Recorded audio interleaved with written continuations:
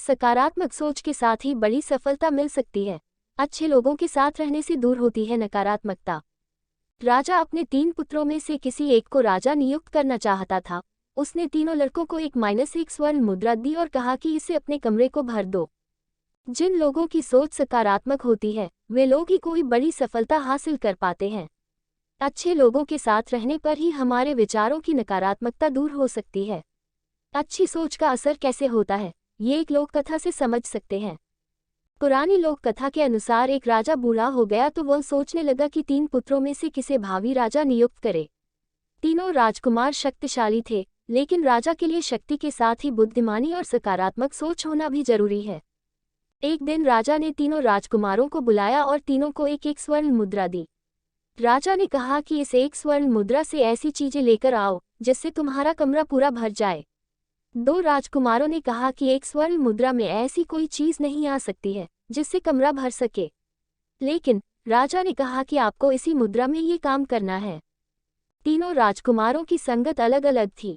2 राजकुमार बुरे लोगों के चक्कर में फंसे हुए थे, इसीलिए उनकी सोच नकारात्मक थी, जबकि एक राजकुमार ज्ञानी लोगों के साथ रहता था, इसीलिए वह सकारात्मक सोच के साथ रहता था। एक राजकुमार ने अपनी मुद्रा से कचरा खरीदा और कमरे में भर दिया। दूसरे ने घास खरीदकर कमरे भर दी। तीसरा राजकुमार बुद्धिमान था, वह एक दीपक लेकर आया और कमरे में दीपक जला दिया। दीपक की रोशनी से कमरा रोशन हो गया।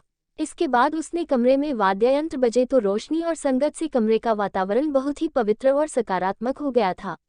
जब राजा ने ये देखा तो तीसरे राजकुमार को भविष्य का राजा घोषित कर दिया। इस कथा की सीख यही है कि हमें हर परिस्थिति में सोच सकारात्मक बनाए रखनी चाहिए, क्योंकि अच्छी सोच के साथ ही बड़ी सफलता हासिल की जा सकती है। किसी भी काम की शुरुआत सकारात्मक सोच के साथ करेंगे, काम आसानी से पूरा हो सकता है। सोच सकारात्मक कैसे बन सकती है, इस संबंध में एक लोक कथा प्रचलित है। कथा के अनुसार पुराने समय में एक गुरुकुल में गुरु शिष्यों को अच्छी संगत का असर समझाना चाहते थे। इसके लिए उन्होंने शिष्यों से गुलाब के पौधे के नीचे की मिट्टी उठाने के लिए कहा है। शिष्यों ने मिट्टी उठाई तो गुरु ने कहा कि इसे सूंघो। शिष्यों ने मिट्टी सूंघी तो उसमें गुलाब की महक आ रही थी।